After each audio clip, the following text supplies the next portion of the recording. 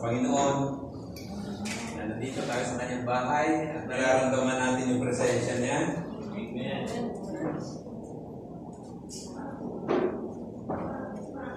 Okay. Ayan. Salamat sa ating praise and worship team. Welcome na tayo. Sa lahat ng mga back-upper natin, sa mga instrumentalists. Nagpalain kayo ng ibig ng ating Panginoong Diyos. Tatayo na sana ako kanina sa testimony, Pastor. Meron pa akong gustong bigyan papuri ang Panginoon. Noong pong June 21, ay po ay Sabado po yun, pumunta ng Urdaneta City, Pangasinan. Nag-organize po ako doon ng isang workshop kung paano i-in-depth study yung Book of Romans. At ang dapat ang attendance po, 40 above. Mga pastor, mga workers ng church. Kinuha ko ito sa isang church na kung saan 3 beses na kami nag-Thompson workshop sa kanila. Ang buti ni Lord dahil hindi 40 ang dumating, mahigit pa sa 40. 50.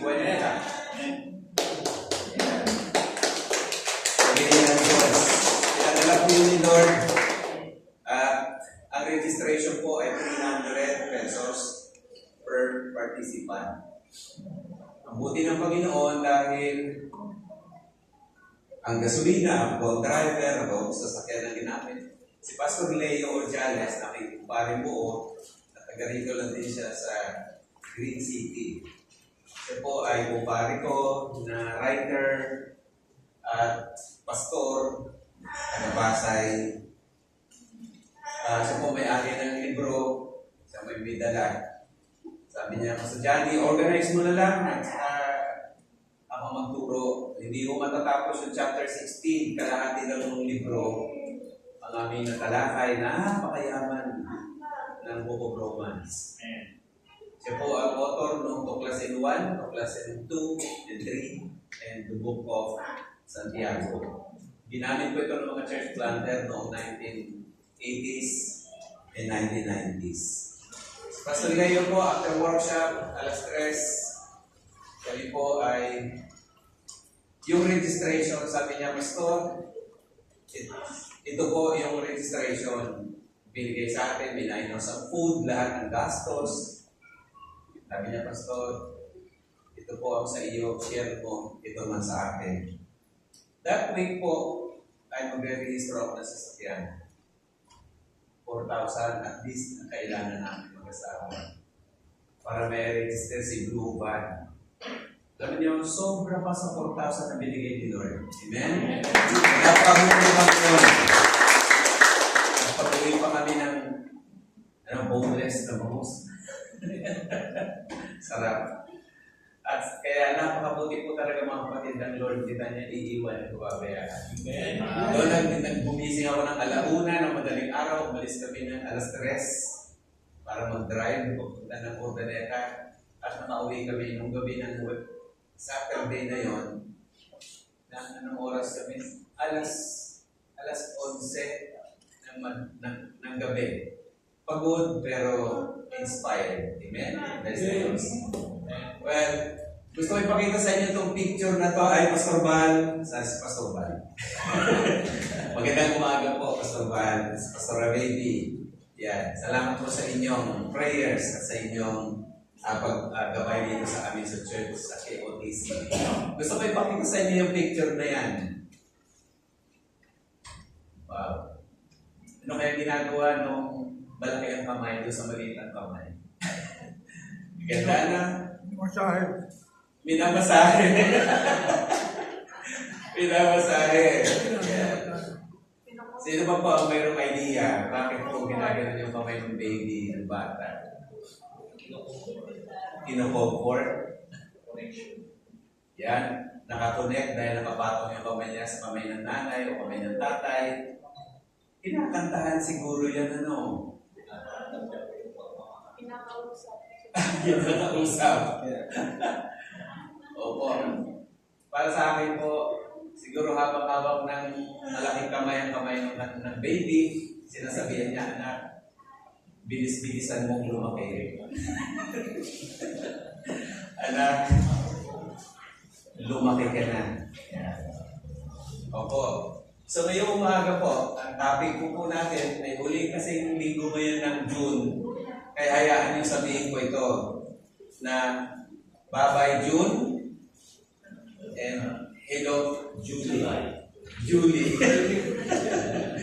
Alright. So, ito po, balik tayo dito. Ano po, ang topic po natin pa rin ay maturity.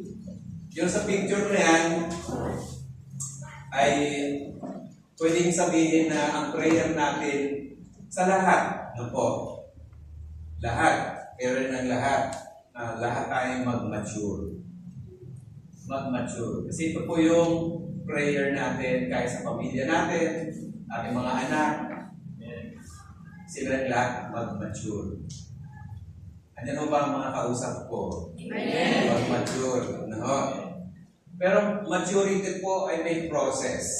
May proseso. Una, we need time. Yan. Time to grow. Lumago. At ang pangangailangan ng paglago ay napakadami. Kailangan kumain, food. Ano po? Shelter, bahay, damit. Dami kailangan para lumago. At pag-aaral. Sa spiritual na usapin, ganun din po. Kailangan natin ng Word of God. As we discussed this before, kailangan natin ng prayer, kailangan natin makipag-fellowship, kailangan natin ng Holy Spirit. So we need to grow. Ano po? May time yon. Lahat ng ganito, need time. Hindi pwedeng lumago overnight lang. Kailangan natin magkaroon ng karanasan para lumago, maranasan ang paglago. At meron din tayong time to grow. Pag sinabing time to grow, yung pong paglago natin ay natututunan, ay ina-apply. Natutunan gawin yung instruction sa bahay. Nag-grow ang ating mga anak kapag natututo silang magwalis, magbugas ng plato, di ba? Natututong magtiklop ng damit. At lahat ng turo sa bahay para lumago ay na-i-apply. That's the time na sasabihin natin, wow, ang anak ko nag-grow. Ano po? Pero kapag hindi mo natututo, hindi na-apply ang natututunan, parang naiinis ang parent sa bahay. Hindi nag-grow. Ano po? Ang ating mga anak. Sa church, spiritually speaking, ganun din po. We need to apply what we learn from the Lord. Andiyan mo ba kayo? Amen. We need to do that para tayo ay mag-glow kay Lord. Mag-delight kay Lord. Delight yourself in the Lord and He will give you the desires of your heart. Kaya we need to glow. We need na magliwanag ang buhay. Number 3, may time din po tayo na sabihin natin time to go. Ano po? Sa Amerika, pag ikaw 18 na, pinapalayas ka sa bahay. Sa US naman yun, no? Kasi, it's time to go. Hindi ka na pwedeng habang buhay sa pugan. Kailangan kang lumipad. That's the time to go. Di ba, kumayo, o spiritually, o ang usapin, may time na tayo ay dapat hindi forever pakakainin na lang para tumaba. Ano po, mag-overweight, hindi na makakilos. It's not good na puro lang tayo upo, kain, upo tayo sa simbahan. We need to exercise. We need to go. Kaya there will be time for us someday that we will be involved in missions. Mission. There will be time someday na tayo may multiply ng sarili sa iba. Because that is the proper na orientation ng mga Kristiyano. Ang gana natin ay tayo ay magdumami ang buhay sa buhay ng iba. Ano po? So, there is a need for that sa buhay ng tao. To grow, to glow, and to go. Ano po? Now, ang ating text po may umaga ay kukunin natin sa Ephesians chapter 4, verses 1 to 16. Ito po sabi sa Tagalog. Ito ay hanggang sa maabot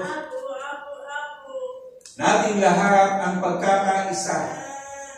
Ang ganda nun, sabi ni Pablo sa mga taga-Efeso. Ito ay hanggang sa maabot nating lahat ang pagkakaisa ng ano po, ng pananampalataya, ano pa po, at ng kaalaman sa anak ng Diyos, hanggang sa tayo ay maging ganap, hanggang sa tayo ay lumaki sa pinakasukat ng kataasan ng kapuspusan ni Kristo. Ito po yung Tagalog na mabuting balita. Ang interpretasyon po sa wikang Ingles in verse 13, let me read this to you in English version. Until we all reach unity in faith and in the knowledge of the Son of God and become mature, attaining to the whole measure of the fullness of Christ. Ang ganda po ng talatang ito. Iulitin ko po, until, ibig sabihin nito ay finality na sinasabi ni Pablo, until we all reach unity in faith. Pangalawa, knowledge of the Son of God. Para po maging become mature. Sa Tagalog dito, ang salitang mature ay maging ganap. Mature, para po paano po ang dahilan bakit maging mature? Ma-attain to the whole measure of the fullness of Christ. Yun po. Yung fullness of Christ, yun yung kapuspusan ni Kristo. Next slide. Next, Nene. So, ang ating pinaka overall goal in life, yung fullness of Christ. Sabihin niyo po namin ito, fullness of Christ. Tagalog, kapuspusan ni Kristo. Ibig sabihin, to be like Christ. This is what we are aiming for in life. At maging kagaya, kamukha, kaugali, ni Kristo. And this is why we call Christians. Yung Christ, may kasunod na I-A-N. Without Christ, I am nothing. Andiyan po ba kayong lahat? So that's what Paul was saying here in this particular verse. Attain natin yung kabuuan, whole measure, buong kasukatan ng ating kalakihan na maging kagaya ni Kristo. Yun ang goal natin sa buhay. Ang tanong, paano po natin ito, Pastor, magampanan, makuha? Yung po, number 2, kailangan maging mature. Becoming mature. At paano po ako maging mature, Pastor?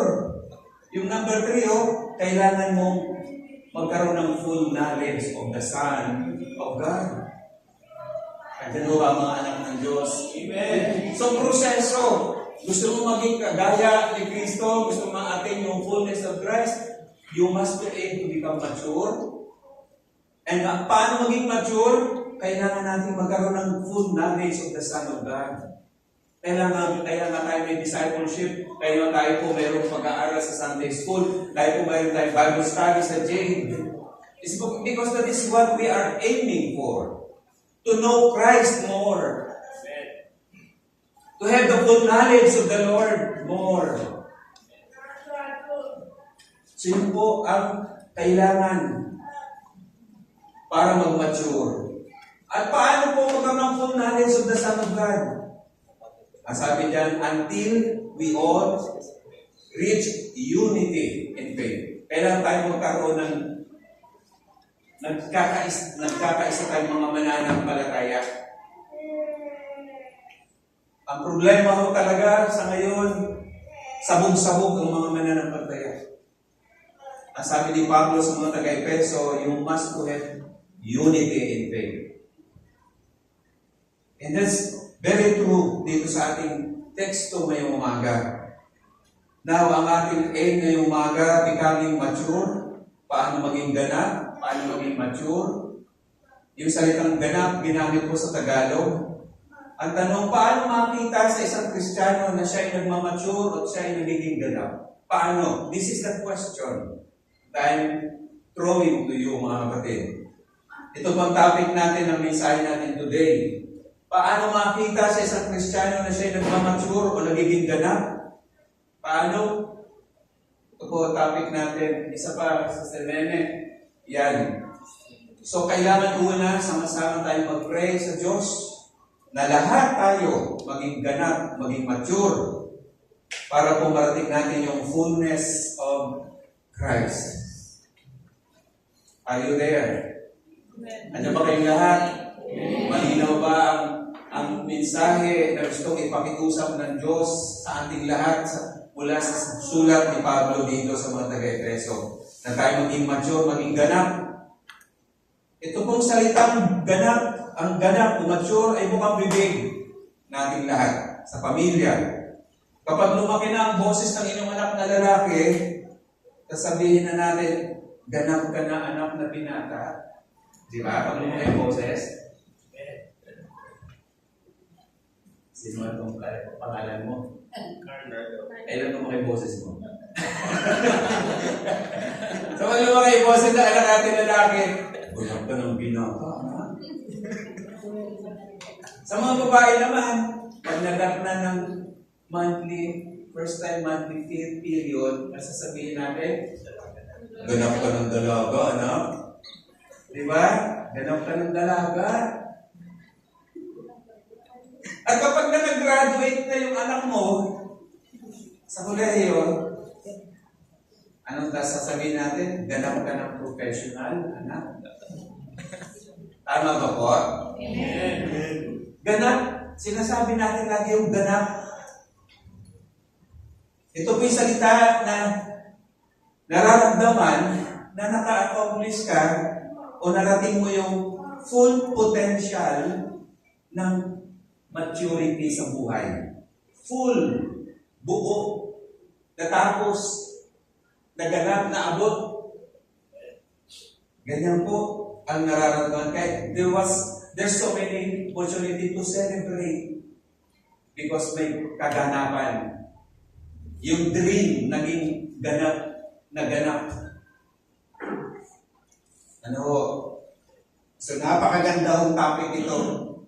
Paano makita at anong palatandaan na ganap na mature na ang isang Kristiyano? Gandang topic. Upang marating ang fullness of Christ, ito ang unang dapat maranasan, mga minamahal kong kapatid.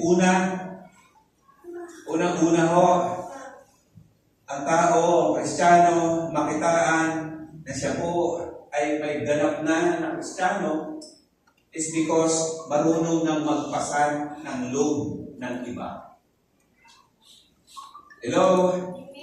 Narigo nyo, number 1, na kailangan makita at maranasan ng tao para tawaging ganap siya, Kristiyano, is because marunong na siya magpasan ng loob, ng pasanin. Kaya sabi sa verse 2, magbatahan kayo sa isa't isa dahil sa pag-ibig. So wikang Ingles ay forbearing one another in love. Forbearing. Doon po kinuha yung punto number 1, kung anong gusto at kailangan na maranasan ng isang gustong maging ganap na Kristiyano. Ano po? Kailangan siyang marunong magpasan, magbuhat. Napipicture po sa aking isip at sa inyo siguro pag sinabi ko yung noong 1970s, 80s na idea na bayanihan, pagbubuhat ng bahay, kubo. Bahay-kubo ba yun? Yung bahay? Bahay. Nililipat. Pero yung mga nagbubuhat, talagang hirap na hirap sila buhatin ng bahay. Ang purpose lang ay para mailipat. Nakikisama ka sa kabarangay para ilipat yung bahay. So, bayanihan ang tao. Ano ba kayo? Amen. So, yun yung pagbubuhat. Doon po sa pagbubuhat na yan, pag hindi ka mature at maliit ka pa, makakabuhat ka? Baka pabigat ka, bibidinan mo na lang. So, ang makikibuhat, makitibayanihan, mature. Andiyan mo ba kayong lahat? Amen. Wala pa kaya natin si Lord ngayong umaga. Mature. Yan. Kaya nga po, forbearing. Ano pong ibig sabihin ito? How we will do this. Dito po sa verse 2, ano po, paano gawin to na magpasan, magbata? May naunang word eh. Sabi dyan sa verse na yan, yung salitang kayo'y maging mapagpakumbaba. Yun ang number 1. Bago binanggit ni Pablo yung forbearing o magbatahan kayo, magpasanan kayo ng kabigatan sa isa't isa, may nauna siyang tatlo na sinabi sa verse 2. Ano po yung tatlo yun? Una, magpakumbaba. Hello, nandiyan kayo? Magpakumbaba. Yun ang una. Pangalawa, basahin niyo po, maging mahinahon. And then pangatlo, maging matyaga. Then number 4, binanggit niya yung salitang forbearing o sa ibang lingwahe, pagpaparaya. So, pagpapakumbaba, kaamuan, pagtitiyagan, at pagpaparaya. So, 4. Bago mo dumating doon sa pagpaparaya, pagbubuhatan ng kabigatan ng isa't isa, may naunang 3. Tinumpo muna ako. Paano po natin matutunan na magbata ng pasanin ng iba? Inuuna ni Pablo na sabihin sa mga Kristiyano itong ugali ng pagpapakumbaba, ugali ng pagiging maamo, ugali ng pagtitiyaga. Yung 3 yun, kung wala ka nun, hindi ka pwede magpasan. Hindi ka pwede magbuhat ng kabigatan ng iba. Bakit? Dahil salita pong pagpapakumbaba or humbleness or lowliness, yung salita niyo po ay importante. Noong ako'y bata pa, lolo ko, maraming malapot ang lupain, maraming kawayan, maraming nyug. Sabi ng lolo ko, mga ako, bago kayo pumutol ng kawayan para gamitin ninyo sa inyong bahay o anumang gamitin, ito ang tanda na pwede nang putulin at gamitin yung kawayan na yan. Yung kawayan ay nakayuko. Alam ba kayo? Huwag kayong puputol ng kawayan na nakadiretso. Hindi pa yan hinog, hindi pa yan ready. Bubukbukin yan. Dahil bata. Hindi pa yan mature. So, ang ibig sabihin po, kapag tayo ay gusto nang tumulong, gusto nang magbata, gusto nang makidamay, makibata, isa, tumulong, magbuhat, kailangan magpakumbaba. Andyan ba ang mga anak ng Diyos? Learn to humble yourself. And this is a very good character ng isang Kristiyano. I'll tell you this. Kapag kulang sa pagpapakumbaba ng isang tao, ang pagtulong niya sa iyo, pakitang tao. Andiyan ba kayo? At walang kwenta ang tulong mo kapag hindi ka nag-mature sa ugali muna ng pagpapakumbaba. Kapag ikaw ay magbuhat ng isang buhatin, siyempre ikaw yuyuko. Hello? At yuyuko ka bago magbubuhatin ng isang bagay. Pangalawa, yung kaamuan, meekness. Hindi po ba? Meekness. Ano sa Tagalog yung meekness? Yun nga, maamo. Sabi nila, pag ikaw masyadong mabait, inaabuso. Pero hindi totoo yan. Meekness is power, hindi weakness. Meekness is power. Pero yung power na mayroon yung taong meek, nagpukontrol lang siya. Kaya yung salita dito sa sumunod ay yung long suffering. Hindi totoo na ang taong mabait, ang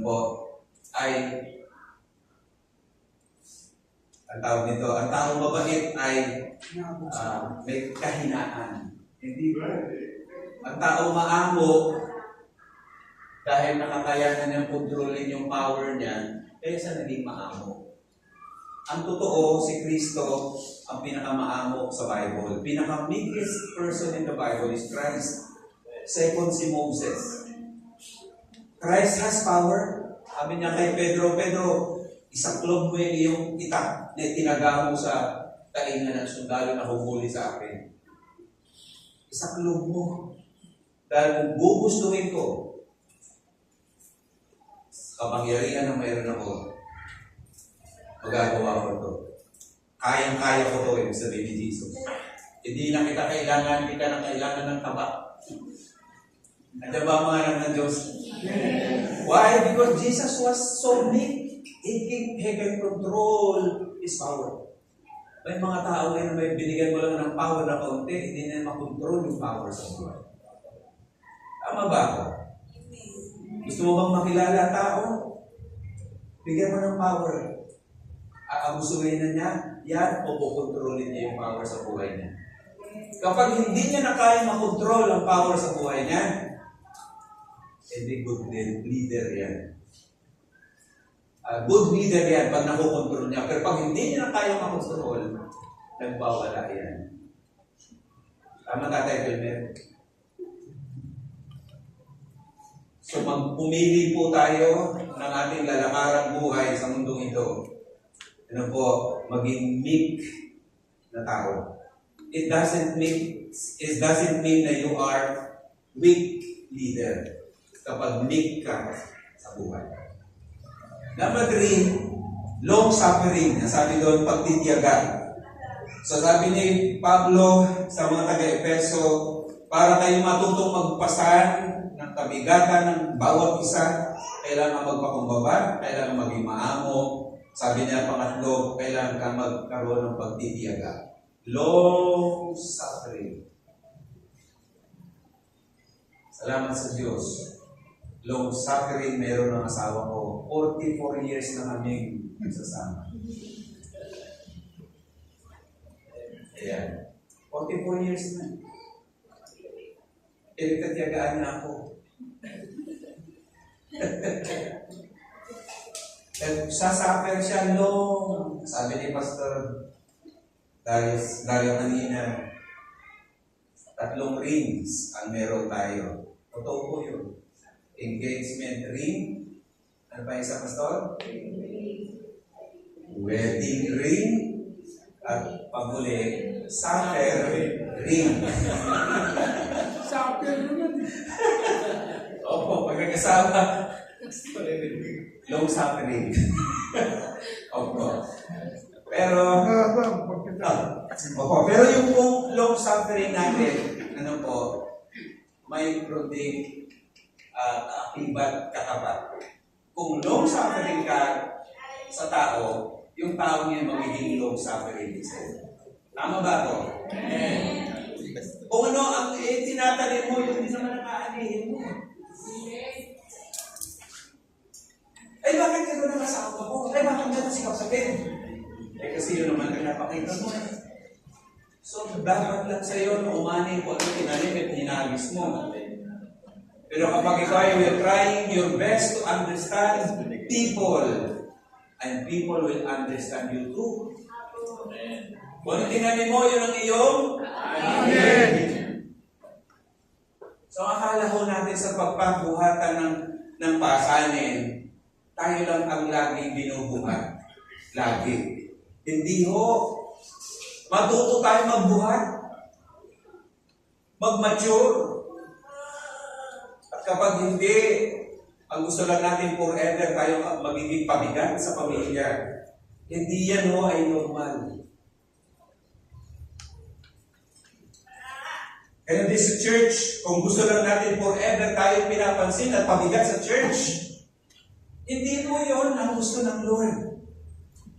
Ang gusto ng Lord, habang tayo ay natututo sa Kanya, tayo ay natututo mag-mature.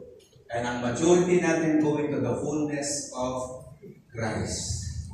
Ang tanong, yung pagpaparaya po yun ang tanong pangalawa, why? Bakit po gagawin natin itong ganitong ugali? Papakumbaba, maamo, pagtitiyaga, pagpaparaya. Bakit po gagawin natin ito? Sabi dito, dahil sa pag-ibig. Pag-ibig. Dahilan.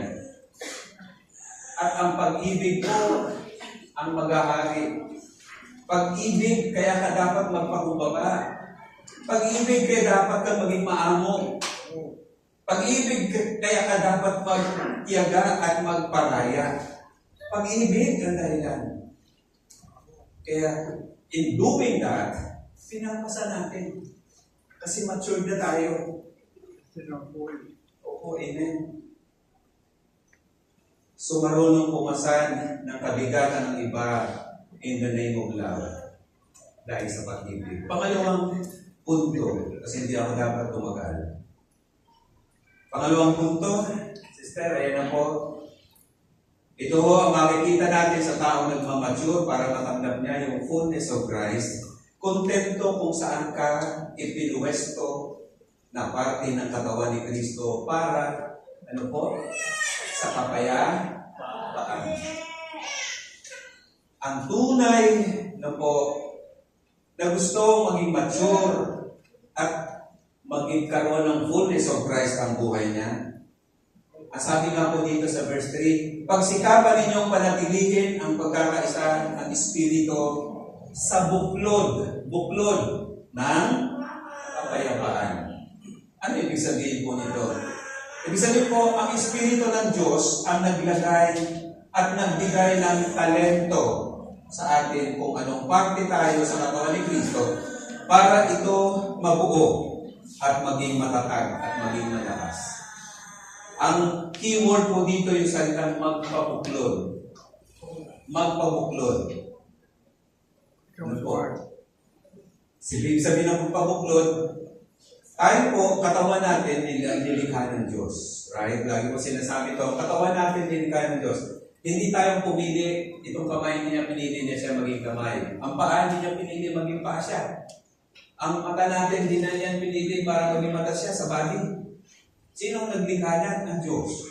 So sa body of Christ, ang Holy Spirit ang naglagay sa iyo kung saan kanya ilalagay. Kung anong talento mayroon ka, yun ang talento na doon ka. Maghimpong ka, dira. Hindi na mga Bisaya. Bisaya ba yun? Anong Bisaya? Tinukana yata yun. Maghimpong. Ibig sabihin, tumahimik ka diyan sa lugar mo. Mind your own business. Kasi yun ang iyong trabaho. Hindi mo ba? Tumahimik ka. Nakikialam ba ang kamay sa trabaho ng paa? Hindi. Nakikialam ba ang tenga sa trabaho ng mata? Hindi. Kanya-kanya yan. Ang problema sa church ng Panginoon na binubuo natin ang body of Christ. Kaya walang kapayapaan. Lahat gusto bida. Tama po ba ako? Hindi ako nag-preach na wala galing sa Bible. Sinasabi ko galing sa Biblia. Kaya wala tayong unity. Walang kapayapaan. Gusto lahat bida. Hindi mag-artista na lang. Sumali ka na lang kayo Coco Martin. Ano nga yung palabas natin? Prime time? Si Tanggol. Tiyapo.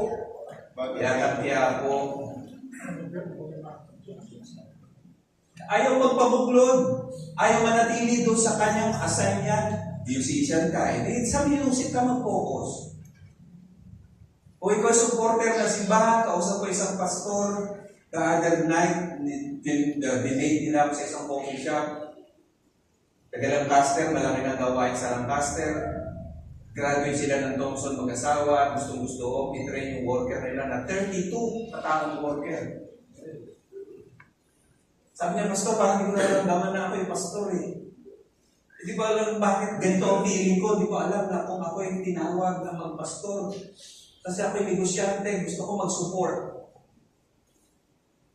Yun sabi niya. Kaya mga kapatid, kagustuhan niya, hindi ka magkaroon ng church kapatid kung hindi ka tinawag. Ilang beses ka nag-preach sa isang buwan, 2 lang din po, pastor. Pero parang hindi ko feel magpastor.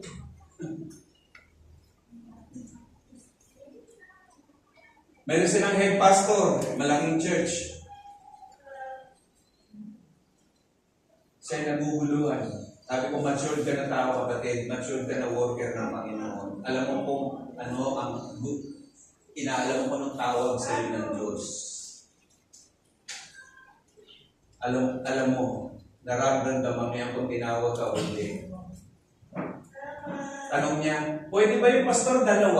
Supporter ako at preacher? Sabi ko, ikaw ang sasagot niyan, hindi ako. Kasi ikaw ang may dala niyan.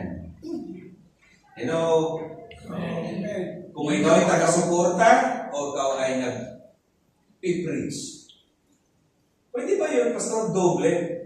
Why not? Diba? Why not? Depende sa iyo na tinawag. So kapatid, ang ating point dito, hinahanap niya yung buklod ng Espiritu sa kanyang buhay. Hinahanap niya. Gusto niya sana isa lang. Pero 2 binigay eh. Pwede bang pagbuklo rin yung 2? Ang sagot ko ay yes. Kung kaya ng talent mo, ng power mo, depende sa pagbuhos ng Diyos sa iyo, ng kapangyarihan, go ahead. Yan. Magpabuklod lang tayo talaga sa Holy Spirit. Yan ang kailangan. Bakit? Ang tanong, bakit? Upang magkaroon ng kapayapaan. Pero unang-una, kapayapaan na dapat mong maramdaman ay pang sarili mong kapayapaan sa puso mo. Pag ikaw ay nang-agaw ng ministry ng iba, mapayapa ang puso mo. Tanong ko yun, mapayapa ba ang puso mo pag nang-agaw ka ng ministry ng iba? Hindi. Kasi ayaw mo magpabuklod sa Holy Spirit. Ano po? So, para po mapayapa, ang puso mo, mapayapa ang simbahan natin, makontento tayo kung saan tayo tinawag ng Diyos. Yun ang sagot. Andiyan ba mga anak ng Diyos? Amen. Makontento. Huwag mo tayong makialam sa hindi mo natin trabaho. Kapag nasa opisina ka, alam nyo ang ibig sabihin yan. Sasabihin ka ng boss, mind your own business. So yan po, pag nakakita ka ng taong mature yung taong yan, tinatrabaho niya yung kanyang calling, tawag. Hindi niya tinatrabaho yung calling ng iba. Hello? No. Mind your own ministry. Number 3, hindi tayo magpakahaba dahil mahaba na nga. Ano ba oras ang tapos ko? 15 minutes more. Pangatlo, nagpapanurture para mag-mature. Verse 8 to 16. Yan. Pangatlo po ito. Yung una, marunong pumasan. Pangalawa, kontento siya sa kanyang calling. Pangatlo, nagpapanurture. Kaya siya nakarating sa mga maraming bagay na siya ay naging mature is because nagpapanurture. Ibig sabihin ng salitang nurturing, nagpapaalaga, nagpapaturo. Yan. para mag-mature. Napakahirap isipin, no? Ang taong ayaw makinig, ayaw magpaturo, o walang teachable spirit. Hirap kasama yan. Ano po? At wala yan dito sa KOTC. Walang nag-amen? Lahat tayo ng teachable spirit. Kaya tingnan niyo po sa verse 12 to 13. Sabi dito, let's read this. Sabi niya sa Tagalog 12 to 13. Ginagawa niya ito, yung ito na yan, yung verse 11. Ginagawa niya ito upang ihanda. Bakit po siya nag-appoint ng yung verse 11 ay nag-appoint siya ng propeta, apostol, propeta, evangelista, pastor, at saka teacher. So, 5-fold ministration. So, sabi ni Pablo sa verse 12, ginawa niya ito upang, so yung trabaho ng verse 11, upang ihanda sa paglilingkod ang lahat ng mga hinirang upang maging matatag ang katawan ni Kristo. So, bakit kung nag-appoint ng 5-fold na title o 5-fold ministry si God? Sabi ni Paul, para ihanda sa paglilingkod ang lahat ng hinirang. You see that? Anong dahilan? Upang maging matatag. Matatag ang ang katawan ni Kristo na binubuo natin. Ikaw ay kamay, siya ay paa, at siya ay mata, siya ay tenga. Yung body of Christ binubuo mo para maging yun ay matatag.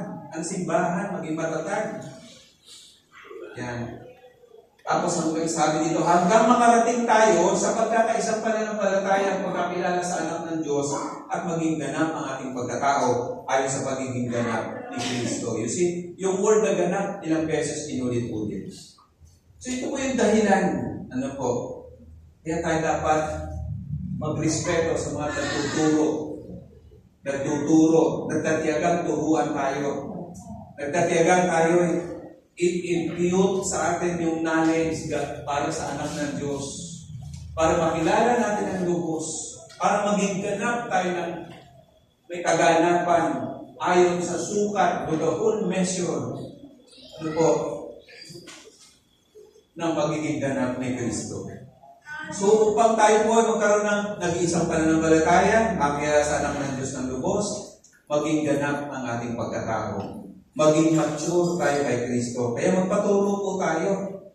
May tinalaga si Lord na apostol, propeta, evangelista, pastor at guro. Mula yan sa verse 11, para tayo po ituruan para maging mature. Maging successful ba ang NBA team? Maging successful ba ang PBA? Sino nanalo sa PBA? Sa NBA, nanalo po ang OKC. Mananalo ba ang isang team kung walang coach? Wala. Diba? Makagagraduate ba ang inyong anak kung walang teacher? Sa church, hindi tayo magkakaroon ng fullness of Christ kung walang nagtuturo. Palakpakan natin ng Panginoon. In conclusion, think about this verse sa puso. Sabi po ni Pablo sa mga Korinto, brethren, do not be children in your thinking, yet in evil be infants, but in your thinking be mature. Ang ganda nitong verse na ito. 1 Corinthians 14:20. Mga kapatid ko, sabi ni Pablo, huwag kayong maging mga isip bata sa inyong pag-iisip. Do, sabi niya, bata kayo sa kasamaan, pwede. Sa kasamaan, bata, pwede. Pero, sa kaharian, dapat mature. Diyan ba kayo mga kapatid? Yes. Sa kaharian ni Kristo, magpaka-mature tayo. Isipin natin, na tayo ay ate at kuya. Hindi tayo pabigat, hindi tayo pumakasal. Ano po? Marunong magpumasa ng kabigatan. Tayo tinawag, magpabuklod, at bukas ang isip natin na magpaturo. Yan. So nawa, mamunga tayo ng maraming mabubuting gawa. God bless us all, mga kapatid. May kanta ko tayo, nakakantahin na napaganda. Ang tanong ko ngayong umaga sa inyo, gusto ba ninyo maging feeling agila o maging sisiyo? Sisiyo o agila gusto natin? Agila. Agila. Kantahin natin yan. Tulad ng agila.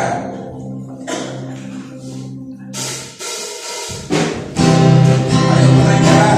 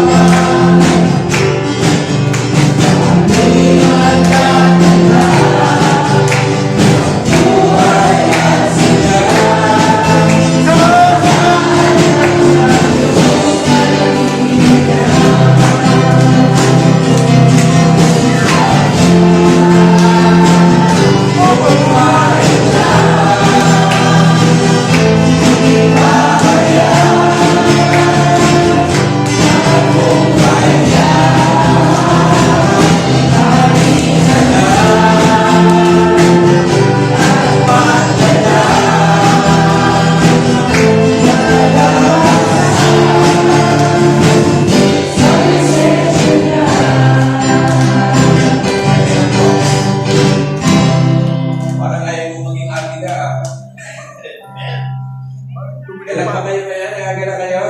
Ayaw ang kalakasan ng isang agila ibibigay sa atin ng Panginoon Diyos. Pag-ituloy natin po. Ito ang, okay, second stanza.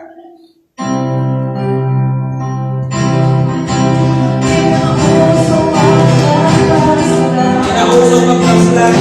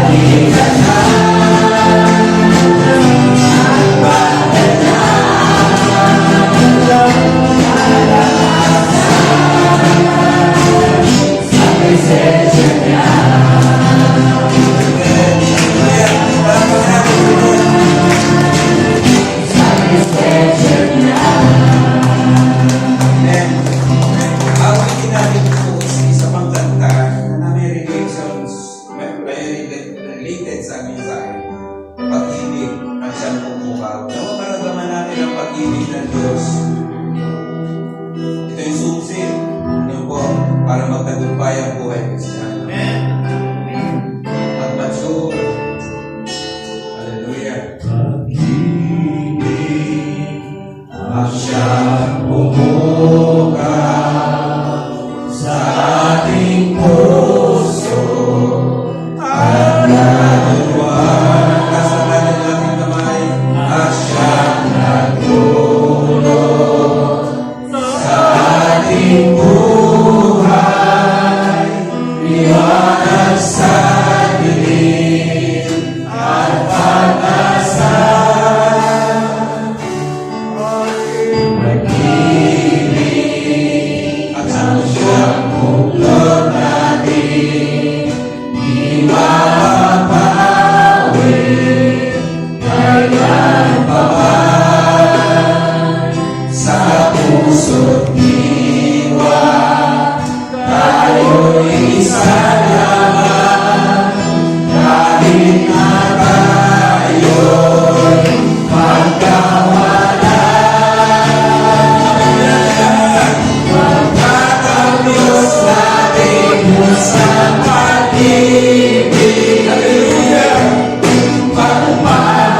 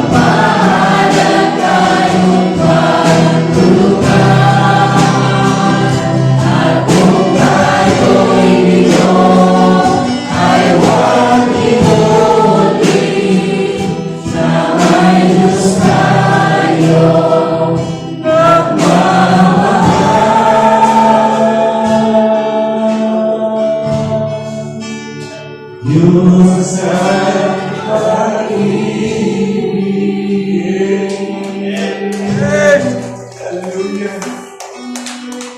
Panginoon, pagaling ang pagmamahal mo sa aming mga puso. Kumilos sa mga pagyayo. Kumilos sa mga banal na Espiritu. Salamat po. Sige po, manalangin ang bawat anak ng Diyos. Kung narabay ng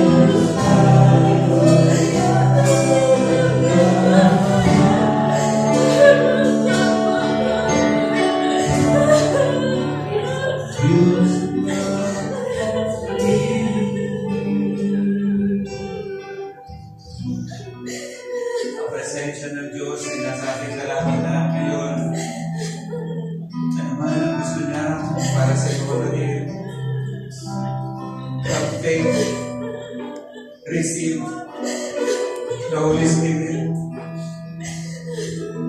He is our strength. He's so lovable. He's so caring. Just submit to Him, my guys. Allow Him to embrace you. Allow Him to love you. Thank you, Lord. Thank you, Jesus. Thank you, God. Maramdam kayo sa aming buhay. Iyatang mo kami. Iyatang mo kami. Marami kami matutunan. Salamat po. Thank you, Jesus. Hallelujah. Nawa po ang pagmamahal, mag-ibig ng Diyos. Maramdaman natin patuloy hindi sa loob ng church na ito. Kahit na tayo uwi, let us continue to meditate upon Him. Continue to ponder upon Him. Dahil alam mo natin, ang Diyos kahit saan nandun. Habang kayo nasa trabaho, sa inyong tahanan, o naman ang inyong pinagkakabalahan, sinasamahan kayo ng Diyos. Hindi kanya iiwan, ipapabayaan. Kasi mahalamahan kayo ng Panginoon. This is the time na magdepende tayo sa Diyos. Hindi sa sarili kalayahan, sarili kaalaman.